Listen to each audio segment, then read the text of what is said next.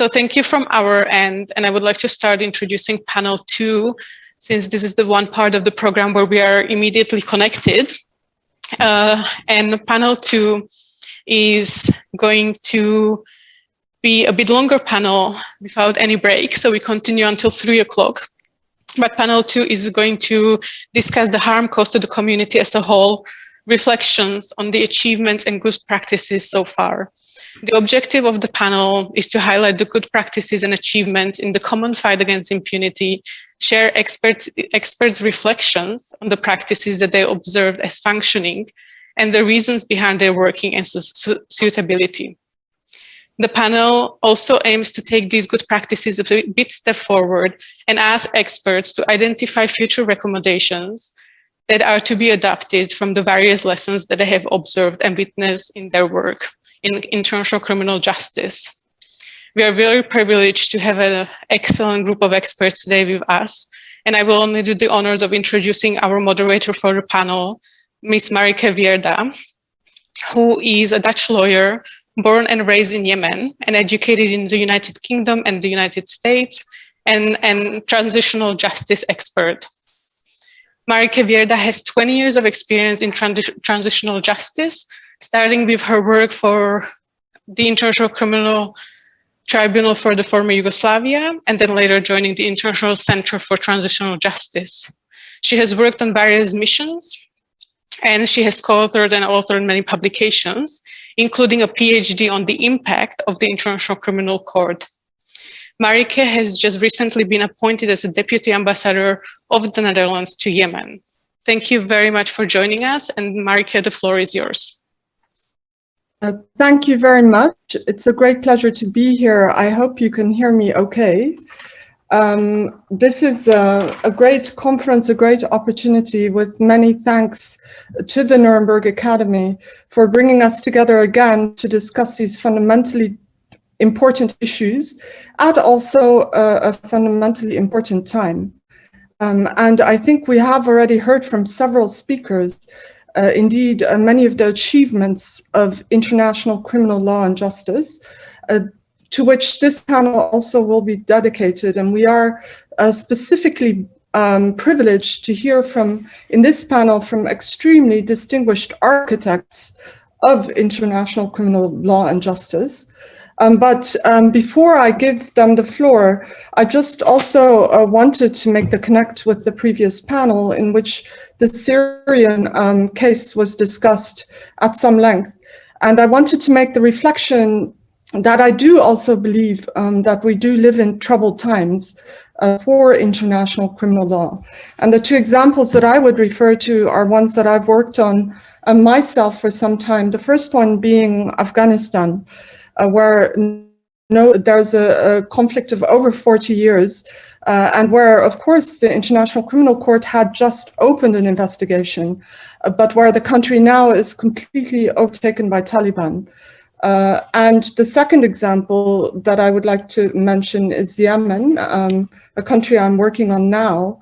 The Netherlands just lost, in fact, a resolution in the Human Rights Council on the 7th of October, which means that a group of eminent experts, which was documenting war crimes and other international criminal law violations in Yemen, has now been phased out of existence. And this we consider really a rather big setback. So in this panel, I would like to hear from the panelists on some fundamental questions. Again, this panel is supposed to focus on achievements and successes, but it can also discuss, I believe, what is the role of the ICC, and is it playing the role that it should? Also, is international criminal law and justice meeting its goals and having the desired impact? And what then are the tools and the best practices in which we should continue to invest in order also to best serve victims? So with that in mind, I have three speakers.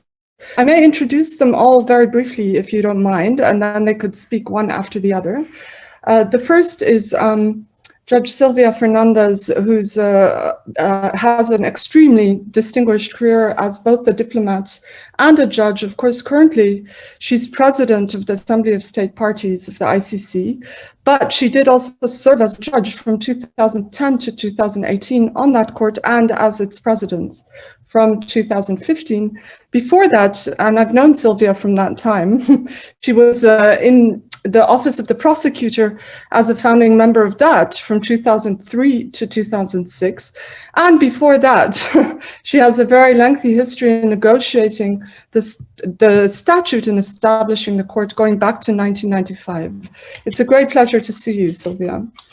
Then we have also Professor Payam Akvan, who also is an extremely distinguished academic and practitioner who has a lengthy history also of legal practice, was legal advisor, of course, to the OTP in the Yugoslavian and Rwandan tribunals, but has also appeared before the highest courts, including the International Court of Justice, ICC, European Court of Human Rights, and the Supreme Courts in the US and Canada. And may discuss today, hopefully, also his involvement in the Myanmar case at the ICJ, and has also founded the Iran Human Rights Documentation Center, a very important initiative. And then last, but there is no such thing as least in this panel, but last, we're also very privileged to have Judge Joanna Corner, who's currently a serving judge on the ICC since March of this year, but who again has an extremely long and distinguished history as a legal practitioner, Queen's Counsel, and a Crown Court judge in the UK, but also worked at the ICTY from 1994 to 2004, and then also did a lot of work in Bosnia as well. So she brings also very many perspectives of international and domestic approaches to justice. So with that in mind, can I maybe turn to Silvia and give you the floor? Good morning, good afternoon to all of you. It is indeed a great pleasure to be with you, and I want to thank the Academy for this privilege, really, to be among friends some of you have known for many years in the area of international criminal law and in the path of the creation of the ICC. So today I have been listening to the previous panel and now focusing on the purpose of our panel, on what are the achievements and what is the role of the ICC and what are the challenges ahead.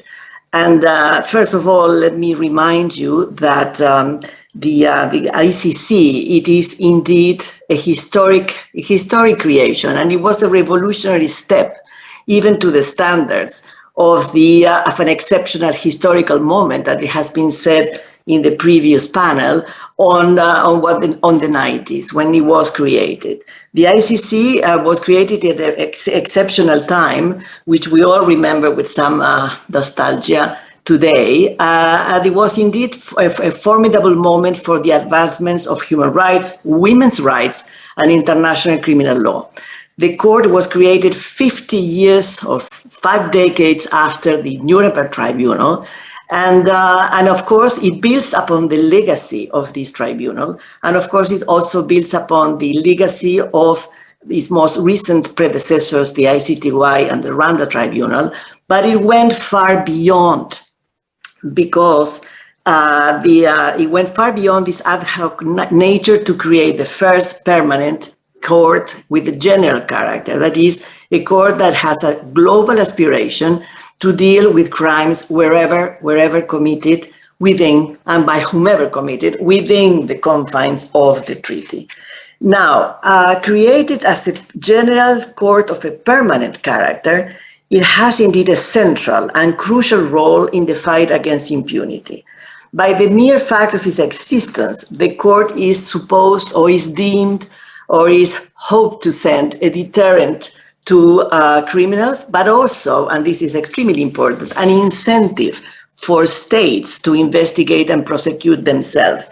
Let's remember that the court is indeed permanent, it is indeed central, but it is not in any way, it doesn't have in any way the monopoly of the fight against impunity. On the contrary, was created as complementary, as a last resort to national systems. So this is intended to work as an incentive for them to investigate and prosecute.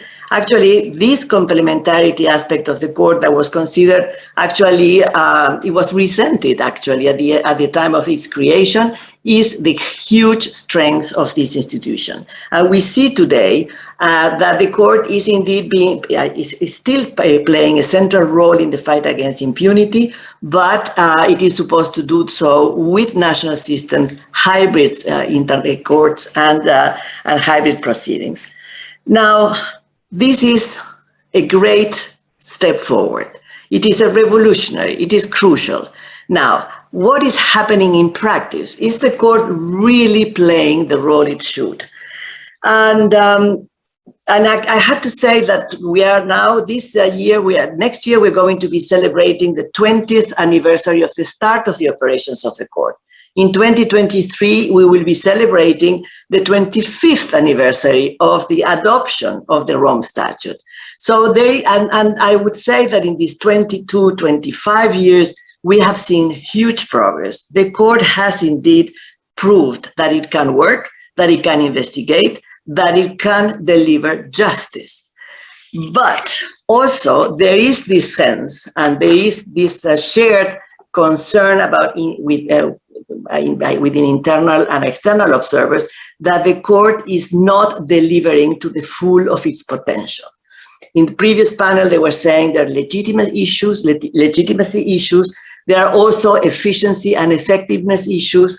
There are issues of reach, because the court has, and it's also a combination of all of that, the court has 123 state parties, 2/3 of international community. That's not insignificant, but we have 70 more to go, including very powerful countries.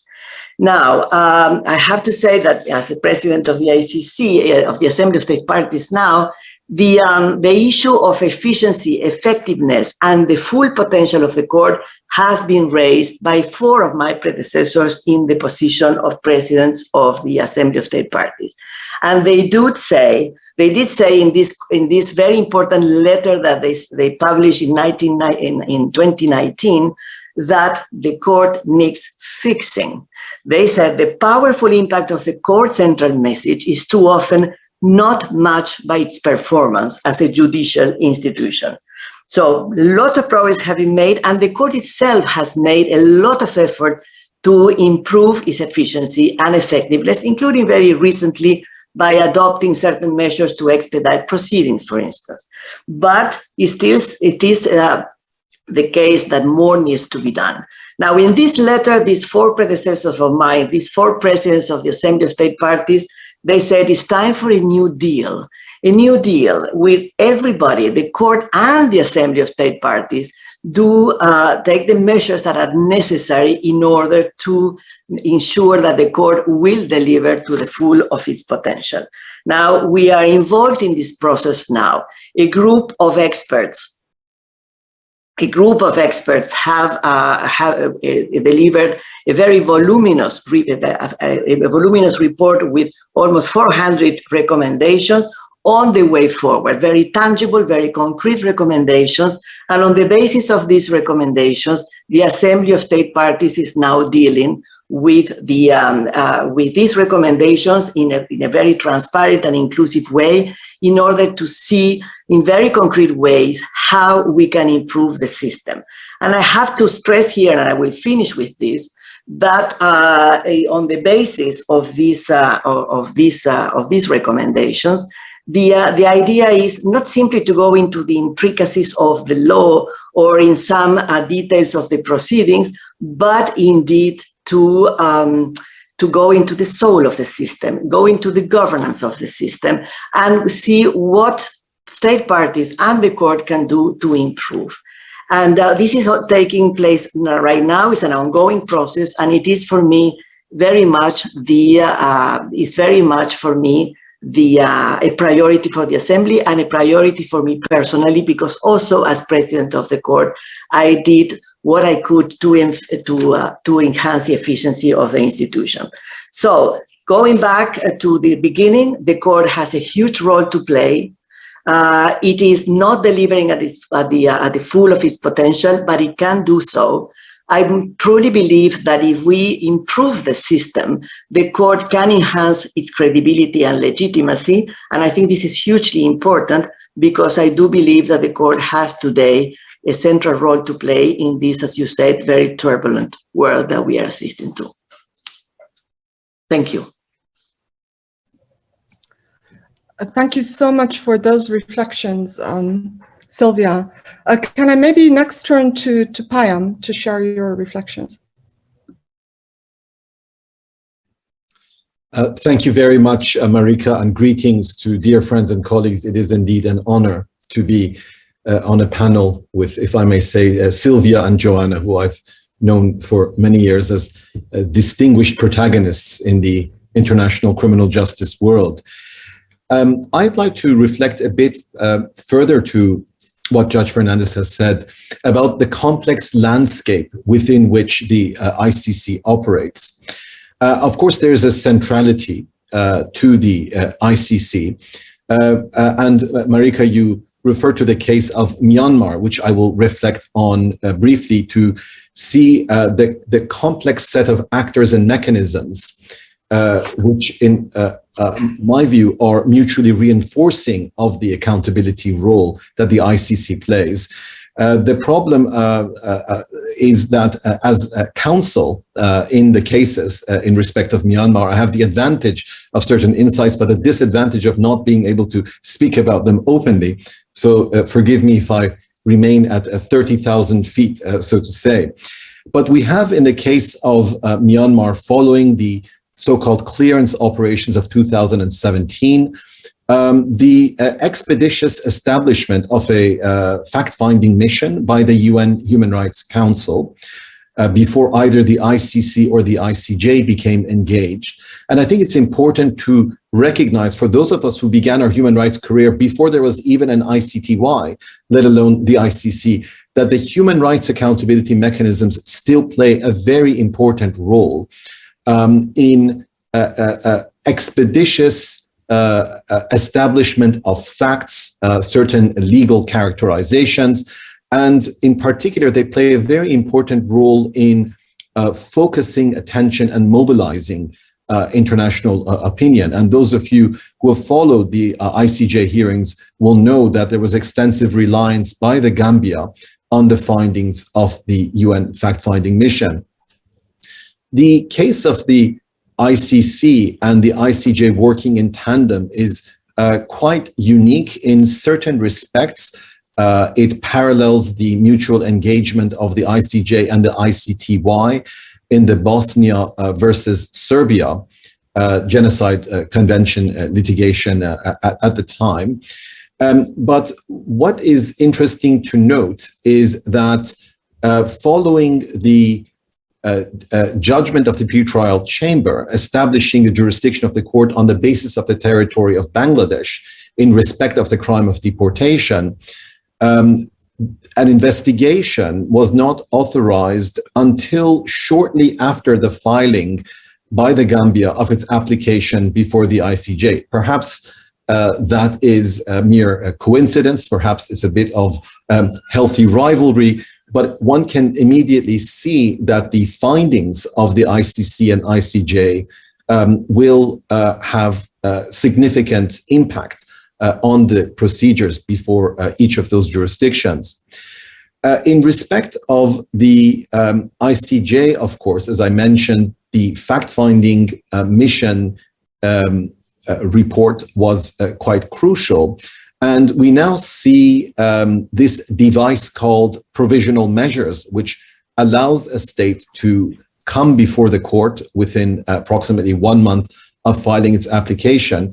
And it will be very interesting for scholars to attempt some sort of study on the deterrence impact, if any, of those proceedings on the behavior of the authorities in Myanmar. Which brings me to the current reality where, following the military coup, there are two competing authorities, the National Unity Governments in exile and the governments, in fact, in control of Myanmar, representing the military regime, the so-called Tatmadaw.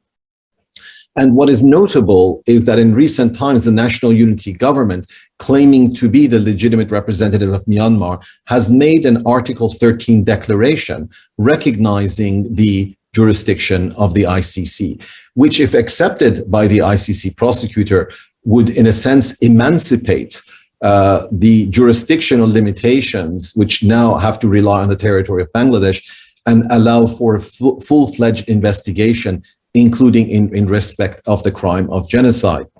So I think that Myanmar is a unique case study, and it remains to be seen how all of these different mechanisms, including the fact-finding, the investigative mechanism established recently, will relate to one another.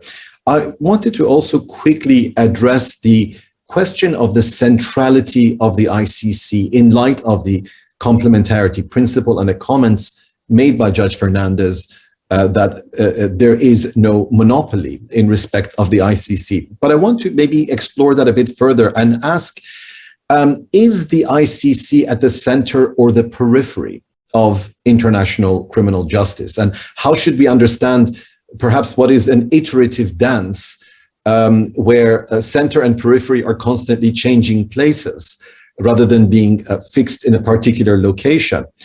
So on the one hand, we have the complementarity principle, and we know that in the best of all worlds, the ICC would be unemployed and national courts would be doing their job with diligence, and there would be no need for trials in The Hague.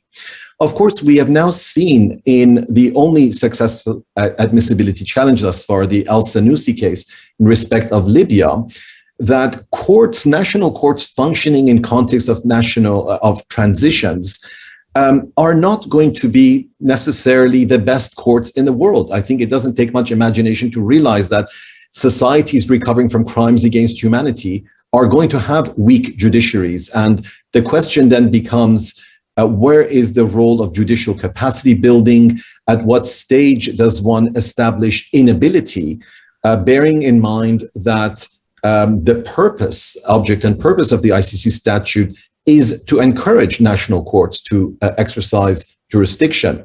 So we have to bear in mind that outside of the Hague bubble, delivering justice is a very messy and complex reality. And very briefly, I want to mention also, what about the role of traditional justice mechanisms, the sort of non-Western, non-Orthodox approach towards accountability?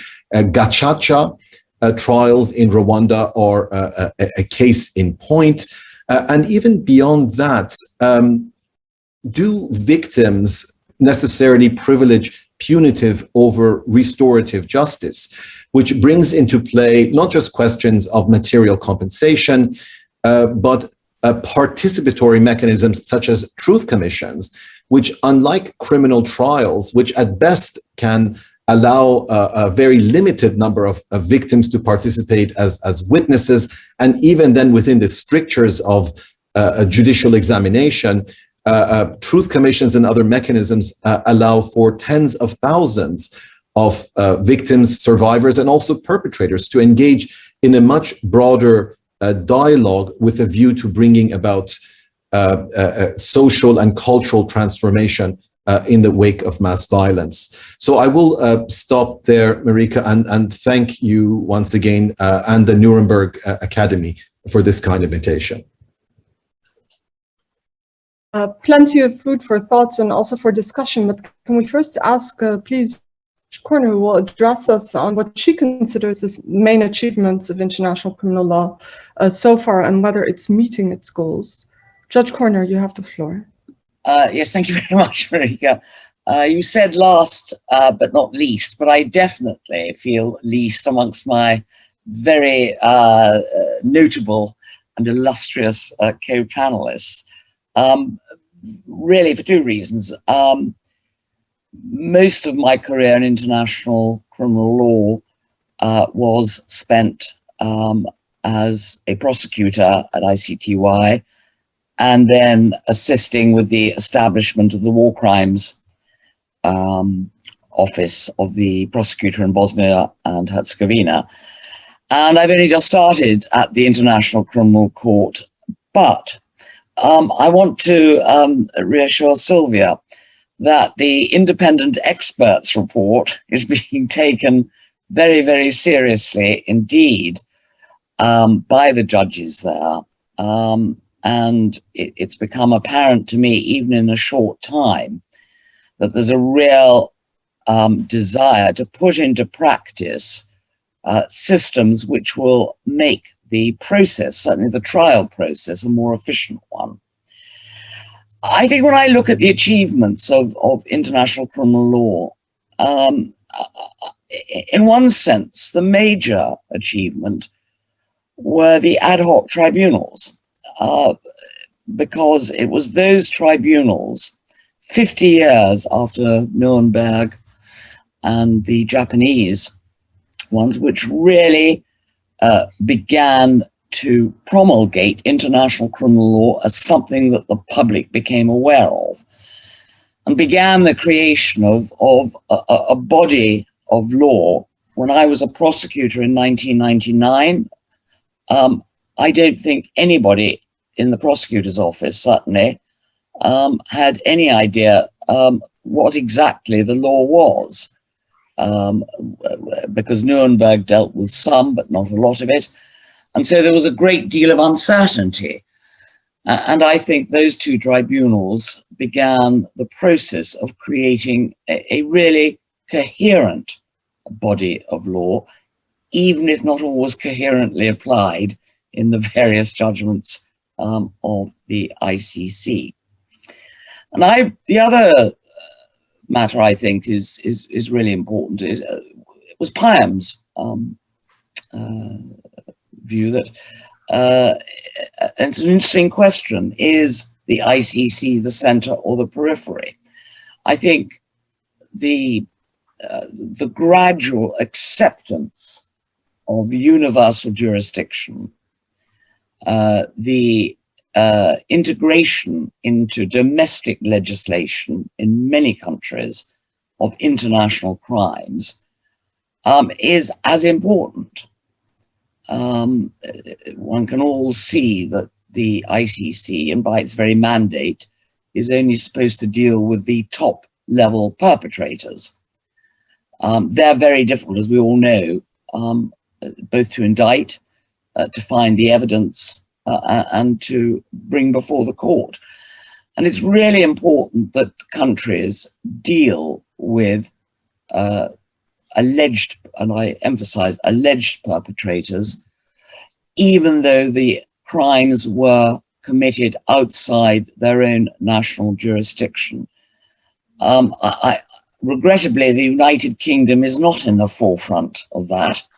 It's not been very good at it for a number of reasons, but certainly countries like Spain and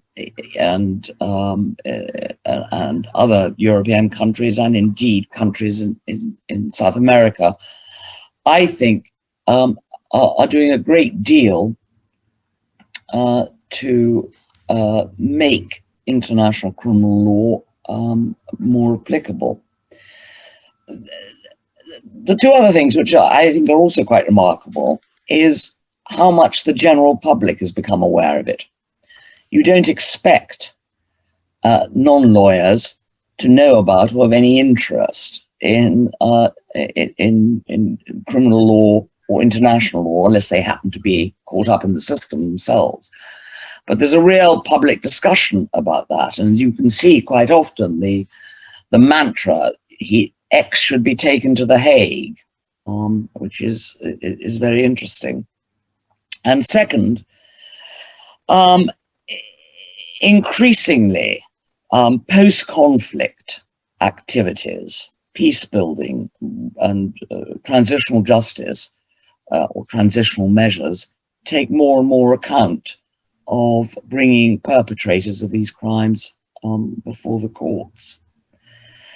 And I suppose last but not really least is the question of creating a record.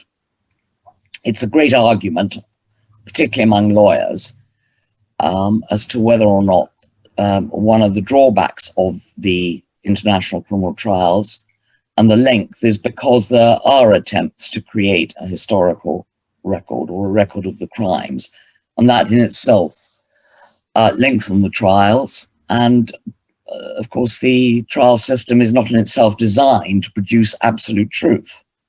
It's still a question of has the case been proved against the person on trial?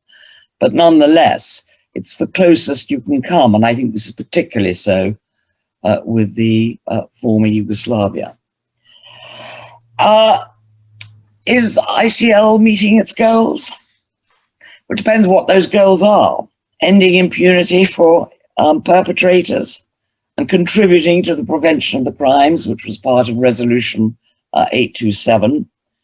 The prosecution of persons responsible for serious violations of international humanitarian law. Violations being halted and redressed. And the pious hope that this will contribute to the restoration and maintenance of peace. Well, if those are the goals, the simple answer is no, isn't it? It's not meeting those goals. Why not? Because in many senses, they're impossible goals. They set the bar too high.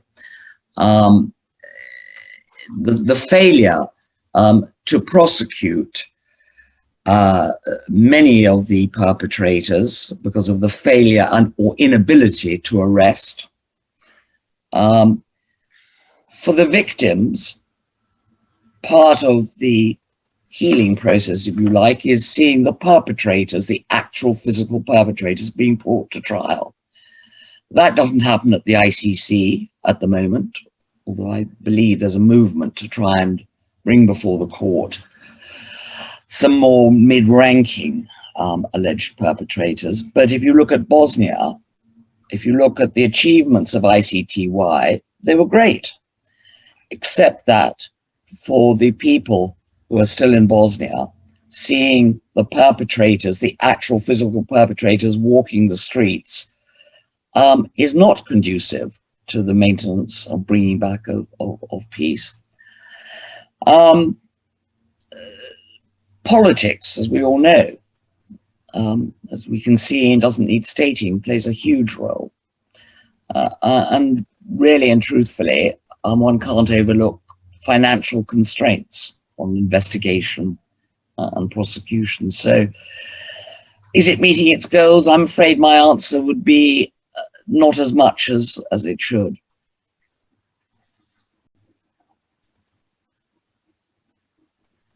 Thank you very, very much. And thank all the speakers for what already turned out to be an extremely reflective and also honest and frank discussion with, you know, very, very hard questions. Because, well, I think a few of the questions that are now centrally on the table between the three of you, and that you might like to answer also from the insights of the other, is coming back to this issue of impact. What should be the desired impact? And should we be refining that impact in order to bring international criminal law, you know, within a more realistic set of goals? Or should we be making adjustments to the system of international criminal law in order to come closer to achieving the goals?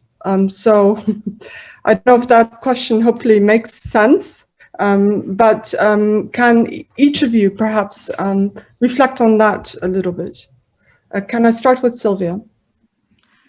Thank you. There were so many interesting things that were said that do go into the issue of impact. May I start with one that has just been mentioned by Joanna about and this is very much related to impact, which is the importance of these trials for having, in order to establishing a historical record of the crimes. This is hugely important. Of course, and we do all know the problems. Judges are not historians, and they're not supposed to be, and their truth will not be the absolute truth, or it's not a historian truth, but still it may help to establish objectively certain facts.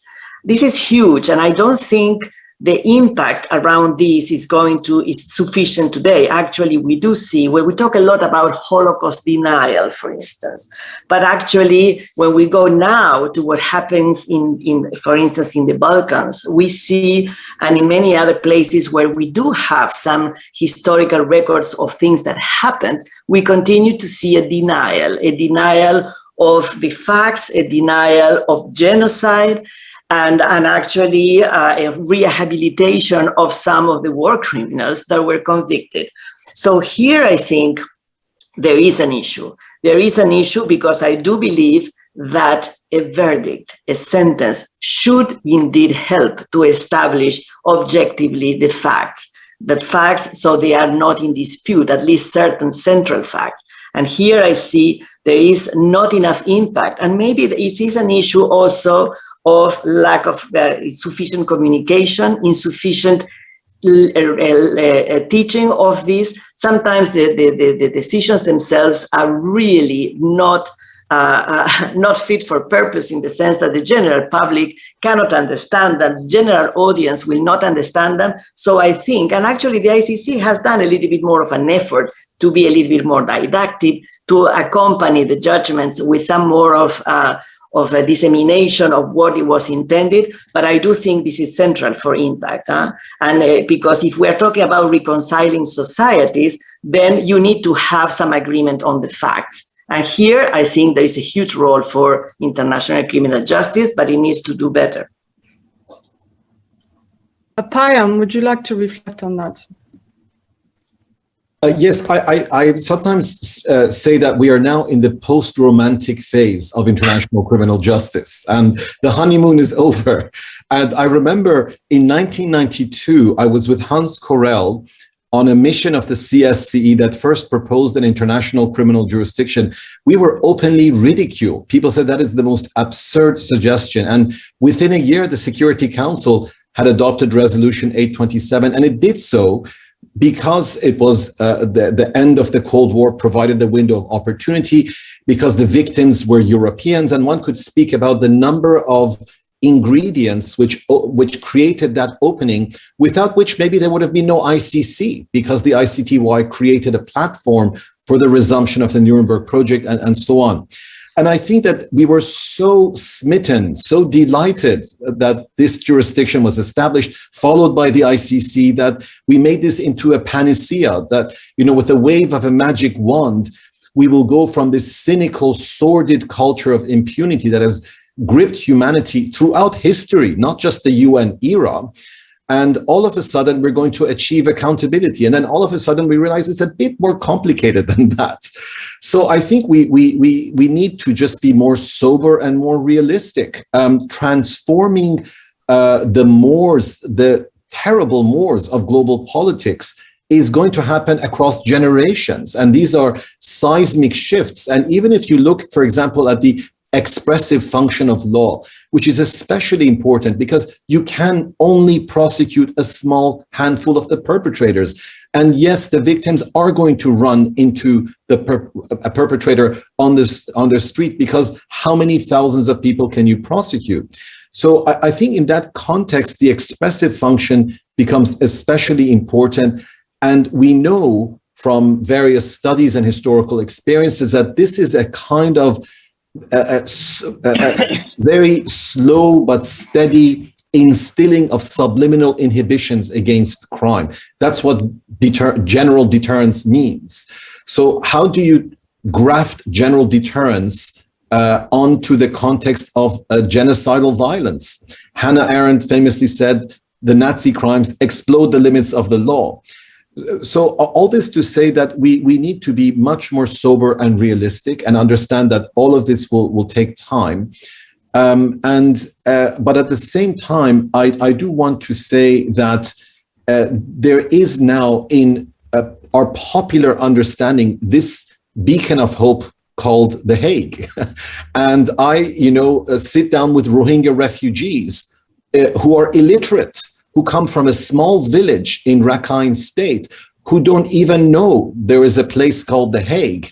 And now you go and talk to them in the camps, and they will tell you about complementarity. They will tell you about the difference between the ICC and ICJ. And it's extraordinary to see that grassroots internalization of these institutions. This is, I think, a very helpful thing, but I would like to challenge it a little bit. And maybe it just, maybe it does depend a little bit on where you are in the world. Because I've worked in Libya, for instance, or also in Afghanistan. And I recall particularly one conversation with a senior ex-Taliban, kind of defected to the government and was part of the High Reconciliation Council. And I asked him, you know, does it even figure in the imagination of Taliban? And he said quite simply, you know, a force that is willing to commit suicide and do a lot of suicide actions with the promise of heaven, what possibly deterrent can they see in this court? So I do think it depends a little bit on where we stand, and the expressionist function, which I also do believe in very strongly. I think we still face the challenge that what we are communicating, how is it being translated and to whom? And who is playing the role of that translation? And what is being lost in that process? So I would like to ask Judge Corner also on what the previous speakers have said and what you think about this issue of communicating what we are doing to the audiences to whom it is meant for. And who is this meant for? Absolutely. I made a note when Sylvia was speaking to echo this. There are two aspects, I think, I'll come back to your question of deterrence, because I think I don't think anybody would think that the court or any courts have acted as any deterrent to any of this. I'm afraid that is the actual reality. Well, I'll stick with the deterrence because I've started now. Life imprisonment is supposed to be, or indeed, when you had the countries that had the death penalty, a deterrence to committing murder.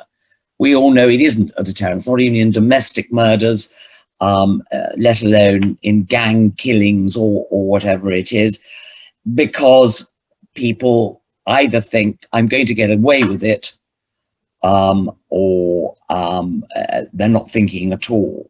And this is just on a larger scale. And I'm afraid that one could see right from the beginning, ICTY was actually in operation and the killings continued in Yugoslavia.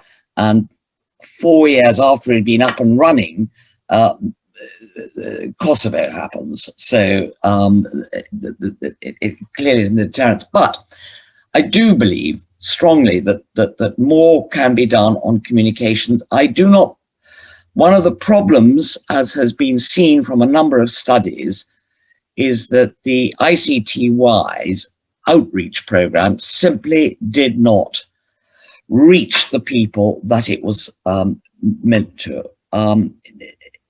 Nobody explained properly why certain people were being prosecuted, why, for example, there were more Bosnian Serbs being prosecuted, which is the great thing, the victor's justice, than there were Bosnian Muslims or Bosnian Croats or whatever it was.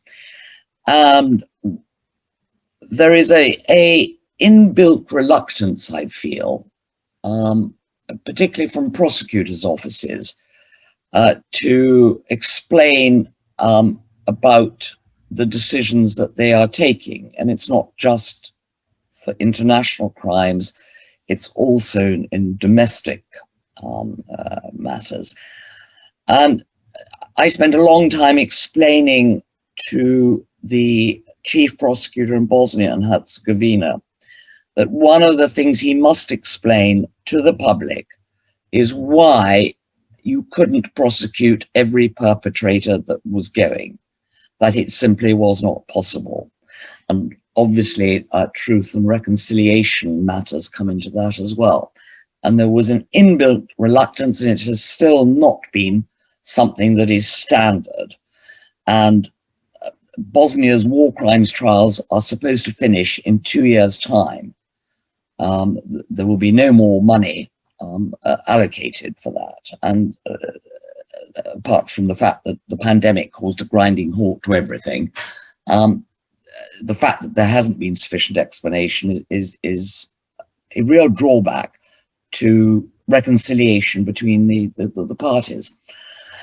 And the second thing is, I echo what Sylvia says. If you want people to understand decisions, you must write them in ways that the public can understand, and not fill 1,000 pages of judgment with a great deal of what the public considers to be esoteric matters of law, and explain to the public very carefully, particularly when there's an acquittal. That is the most important thing. Why is a trial chamber not finding somebody guilty? Then there must be a good and full explanation in words that the public can understand. So I agree. I think communication is a real issue.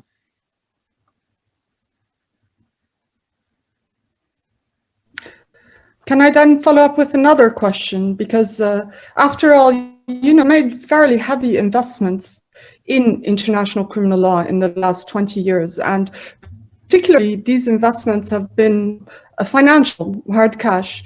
I mean, look at, for instance, Lebanon Tribunal, 1 billion,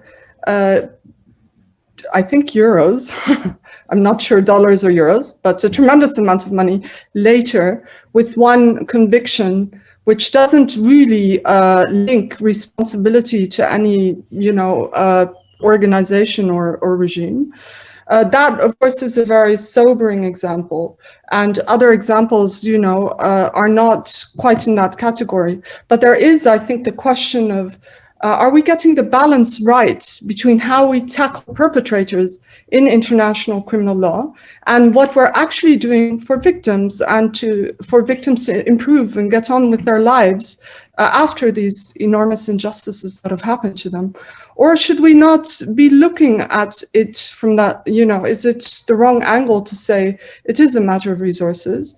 Is there such a point of principle here that we should be pouring enormous resources into the criminal law when those are not in any real way matched by either reparations or any other type of assistance? So I ask Sylvia, Payam, all of you to reflect on that very briefly.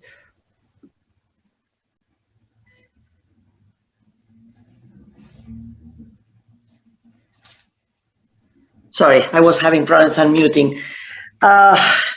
Good questions. Well, indeed, we see this trend, and that it is a very difficult one, that it is assessing the value of a tribunal on the number of cases they have. And this, for the ICC, which is a complementary court of national jurisdictions, is already a problem. Paya was saying, in an ideal world, the court should have no work, because all the cases would be investigated and prosecuted by national systems. And actually, I remember the first prosecutor of the ICC saying that his goal was 0 case at the court, because everything would be investigated and prosecuted at the national level. So I think we need, first of all, to strike a balance. For the ICC in particular, it does need to prove that it can deliver efficient and effective justice of high quality in order to be really a credible backup system for the global community. So even if you want to act as an incentive for national systems to investigate and prosecute, you have to show that the court can deliver its own role when it has it. But again, we have to understand that as a global court is going to deal only with a few cases, the most important ones. And indeed, the idea is that most of the cases will be dealt with by national systems. Now, in addition to the cases, there is the issue of victims, and that is huge. And this is something that it is inherent to the ICC system, and something that really we need to pay more attention to it. The court was indeed the first institution, the international tribunal, to put the victims at the center of the system, in the sense that they have participation in the proceedings and they can seek reparations. And this is hugely important for the impact of the institution. And you can see it, and I've been myself visiting some of the projects that are being developed for reparations of victims, for instance, in Uganda, and you can see what a huge impact that has on the community. That is what brings the ICC to them. And it's not just the reparation itself, it's the fact that it is a court that is listening to them, that is explaining the matters to them, and the court has also done huge efforts to disseminate the proceedings in the field, in the situation country. So this is huge, and this is part of the communication to give access to the victims to the system. Again, I go back to something that Payan said when he said the court can be a beacon of hope. Yes, we can discuss, and the problem here we have is that all the things we say are very difficult to prove empirically. I'm very curious to read your PhD on impact, because how you prove empirically that you have had a deterrent effect? Well, I think if we want to replace a culture of impunity for a culture of accountability, we do need to push for accountability, because maybe you will not deter the worst perpetrators, but we do make progress in the law. You do teach others that do not want to commit crimes, but you do tell them what is a crime and what is not a crime, and what are the methods of war that are acceptable. So, of course, this is the main goal of international humanitarian law as well. So I think we need to push for accountability. This is not about the number of cases, but yes, about the quality of cases that are truly communicated and that allow for a central role to victims in the proceedings. Thank you. Payam? Well, I would begin by saying that I don't think the ICC is overflowing with resources. Its resources are extremely modest. Yes, the ICC could be more efficient. It could deliver justice with a far greater efficacy. But on the whole, the budget is negligible when you look on the bigger scale of things at what governments are spending billions and billions of dollars on, to little or no effect. But having said that, I think there is a danger in seeing the ICC and accountability and the idea of justice as something which is divorced from all the structural injustices that we have in the world. So getting back to the example of the suicide bomber in Afghanistan, or a 16-year-old suicide bomber that I saw in a prison in northern Iraq who belonged to ISIS, you realize that these are the symptoms of a root cause, which is far deeper. So I don't think we can simply reduce the idea of global justice to punishing the bad guys in some country halfway across the world in which there's been genocide. We need to ask ourselves, what are the circumstances that gave rise to what are not natural disasters, but man-made disasters? These are the result of political choices, which are made very often in extreme circumstances. One could speak about the global sort of economic forces that pushed Rwanda towards the genocide in 1994, and one could go on and examine each case in light of its own context. So this raises a bigger issue of global governance within which the ICC has to be situated. The ICC cannot be effective, not just because of state cooperation, but without an understanding of global order, which takes into account basic issues of substantive justice. Otherwise, we're just going to be, the firemen desperately trying to put out a forest fire, and you just cannot do that. Are interesting points, and I had to smile a little because, of course, I'm attending this in my personal capacity, but no government official would easily call the resources devoted negligible. But I take your point. I think, though, that it still raises then the question, are we getting the correct balance between punishing and preventing? Joanna, would you like to give us your thoughts? I think that's an enormously difficult question to answer. I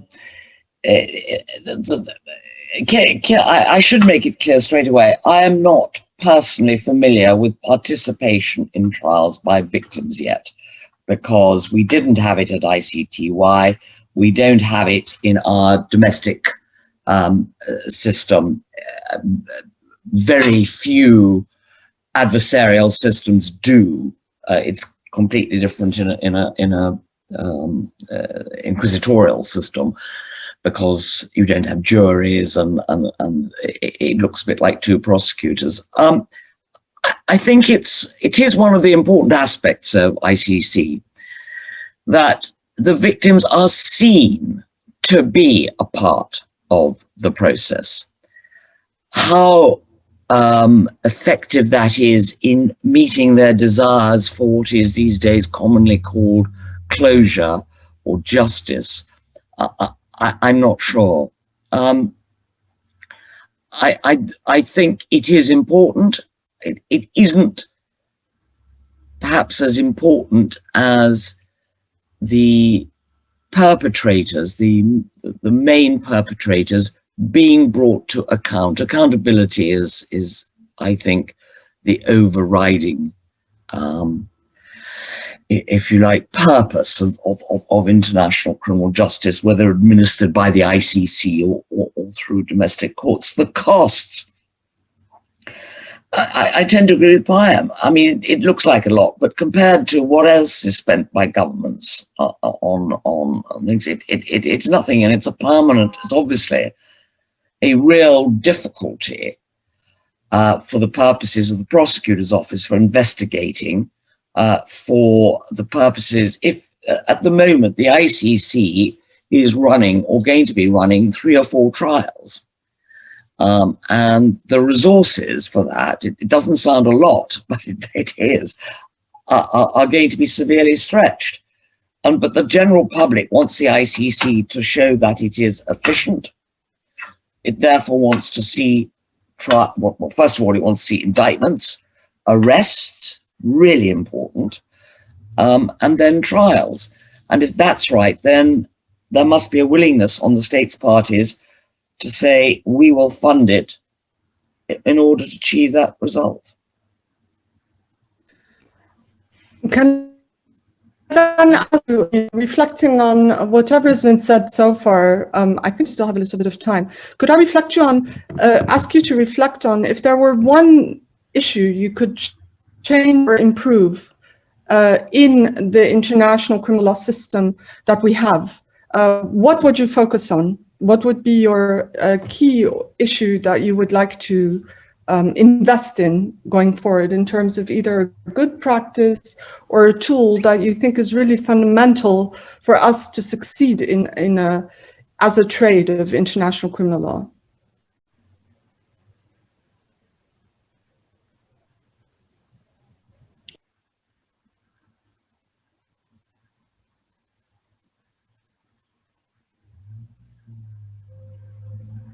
Sorry, I didn't hear the last part. Are you asking this question to all of us, or I'm supposed to come with a magic solution myself? No.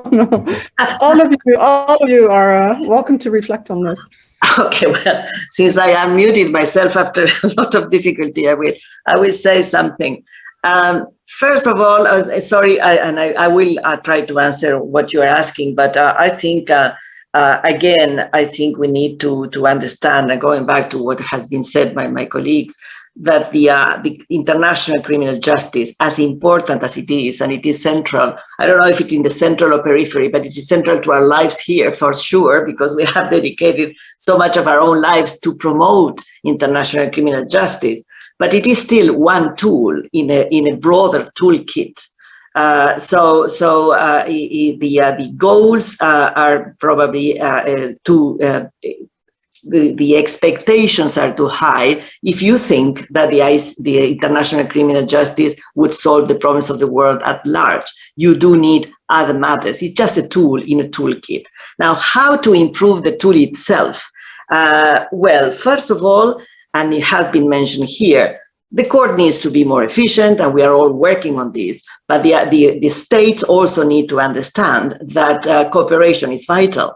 The court or international criminal tribunals, they cannot move forward if they don't have sufficient cooperation, if they don't have arrests, if they don't have the resources.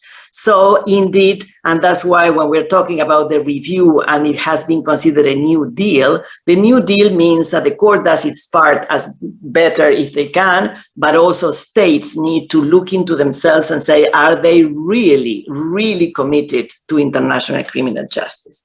So this is something that is part of the discussion today, and that involves resources, but it also involves the effort they put in selecting and nominating officials for the tribunals, for the judges. So the states really need to put a better act together in order to improve international criminal justice.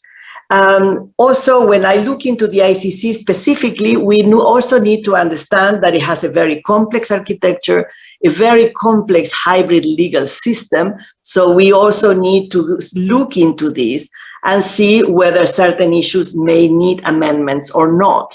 But we need to really look into this legal framework and this architecture. And this is also part of the review, because indeed we may have ways of improving it. And I go back to victims. I have heard what Johannes has said. Well, the main purpose is accountability, and it is bringing the perpetrators to justice. I agree, but indeed, this is done for the victims. So that's why participation is so important. Reparations is so important. So we need to see how we can reinforce the trust fund for victims, for instance, in order to have meaningful reparations. But also access to justice doesn't mean only participation or reparations. It does mean improving very much the way the proceedings are communicated to them, and how the court reaches out to them in order for them to really be aware of what is going on, because that is what makes the court meaningful for them, and this is hugely important. So sorry, I didn't give you one thing, because I think we need more than one thing. Yes, indeed. Payam. Since Sylvia got more than one thing, I will also propose two things, following her lead. Well, first of all, I go back to the theme of modesty. If you look at the budget of the court, and you look at the budget of the Office of the Prosecutor, which is the engine of the court, without investigations, the court has nothing to do. You have, what, about 50 million euros or something to that effect, which is nothing when you think about the cost of conducting investigations halfway across the world. And one of the things that we learned in the ICTY is that when you bring investigators and prosecutors, it takes them several months, if not longer, to learn the terrain in a particular country, in a particular conflict, the history, the culture, the protagonists, which witnesses are reliable, which ones are not reliable. So there is a big investment in a given conflict, given situation, and the returns on that investment come over time, and they come exponentially. So the problem with the ICC model is, because it's a permanent court of general jurisdiction, you're jumping from one situation to the other. And very often, just when you're getting the return on your investment, you have to pack up and go to the next conflict. And the ICC is not a human rights NGO. It is a court. So I think the prosecutor should basically say, you have given me this minuscule budget. I will investigate 3 cases and I will do them right. If you want me to do more, you have to double my budget. That to me, I think, will actually significantly enhance the performance of the court in a way which is focused and realistic. And this jumping from one case to another, I just think is unrealistic. And I'll just say one last thing, returning to the theme of prevention. I guess for me, Srebrenica and Rwanda were formative experiences in the early stages of my career. And I remember one Kofi Annan, who established the position of special advisor on prevention of genocide. And for some time, it was fashionable to talk about prevention. Well, what happened? What happened to that whole discourse of early warning mechanisms and preventive diplomacy and preventive deployment of peacekeeping? I guess it's been overtaken by other priorities. But I want to go back to the fact that crimes against humanity and genocide are not inevitable, like an earthquake or a tsunami. Invariably, there are early warning signs. There are means of intervention which are far more cost effective than having to come back to clean up the mess through the ICC once you already have a genocide. So I would just end with the thought that in our line of work, the best measure of success is what does not happen, what does not become breaking news, what does not become an item on the agenda of the Security Council. So perhaps we should start thinking in those terms. I couldn't agree more, but just to be fair on also the Secretary General of the United Nations currently, he has also had a major focus of his tenure, and he's put a lot of focus on prevention through sustainable development goals and mechanisms. But of course, the long-term results remain to be seen, because indeed the world is not seen as many conflicts as the Second World War as we have today. But Joanna, please, it's your turn.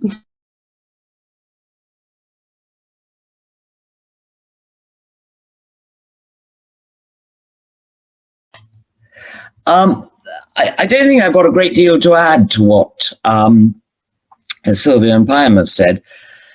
But what hasn't really come up for discussion, and it goes along with this question of financing, is the independent mechanisms that were set up by the UN, that for Syria and that for Myanmar. And leaving aside Syria, because as yet, Syria has not been referred to the ICC and is unlikely to be, there's no separate tribunal being set up. And so the job that's being done there is the collection of evidence, potential evidence to be used in domestic cases. But Myanmar, you have now got a large organization running for some years, headed by my very good friend and ex-colleague Nick Koumjian, but doing exactly the same kind of thing as the ICC is also doing in the investigation because of it. And it seems to me that the money that was spent and is being spent there might have been spent by the UN in providing subsidies to the ICC. There is no UN involvement at all, other than we follow the same bureaucratic regime that we did as a UN court. So it does seem to me that more thought could be given to the other agencies that are concerned. And as far as I think what needs to happen is, obviously, as Payam says, the prosecutor's office is the engine room. They must be given the ability to investigate and indict where appropriate. But then what's got to happen is, and what is really one of the scandals, is the failure to surrender indicted people, or the inability to arrest them. And it seems to me that whenever the ICC comes up for discussion, that is the thing that people stress. You know, these people have been indicted, they are still at large, some have been at large for 20 years, nearly 20 years.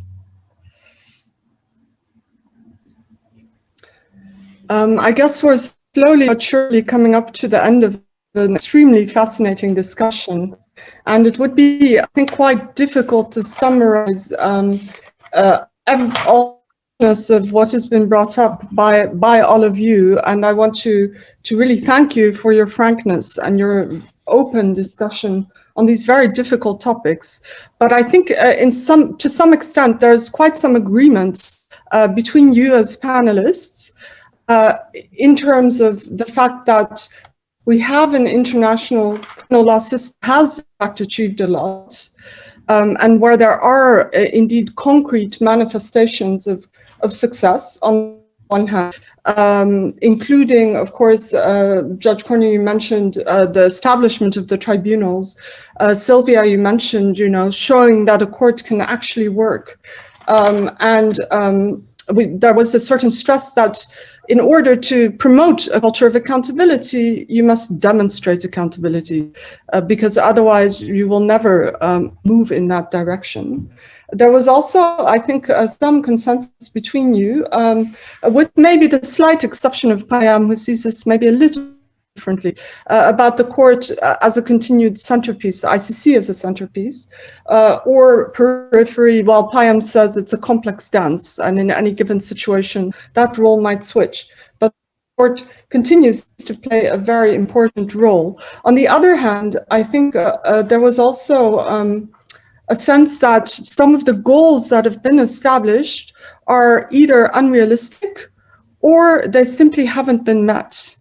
And both can be a problem, because both will lead to broken expectations, and those broken expectations can occur amongst victim communities. And again, I think there's a little bit of a different view as to whether victims are the primary audience or not.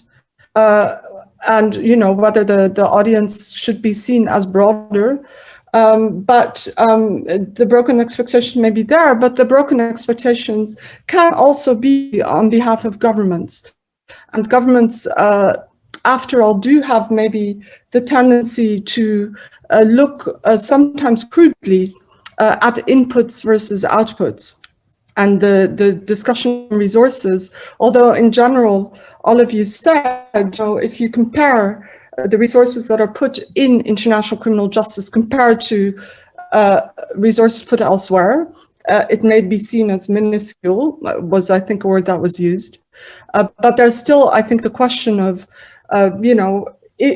is this the best way to spend those resources to address those problems when there are many other things that need to happen in conflict and post-conflict societies?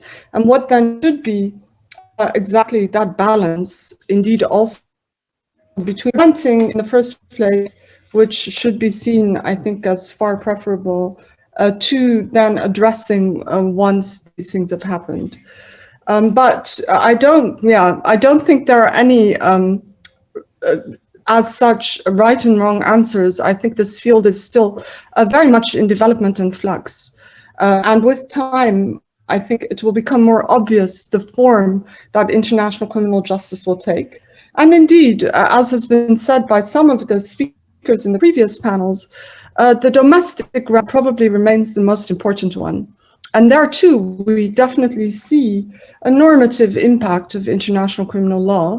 We see that new standards are adopted on the domestic level, and we even see many trials happening. Some of them aren't pretty to look at, to be frank, but it is happening.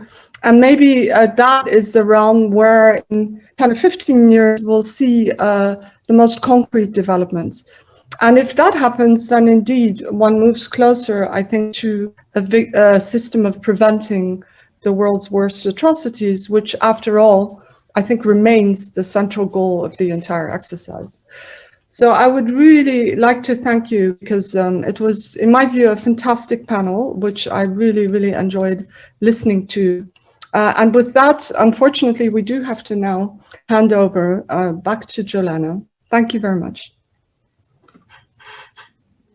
Thank you, everyone, and thank you for the really inspiring panel discussion and the many various goals that circled around with ideas and, yes, achievements and good practices, as well as reflections on what could work better for the future.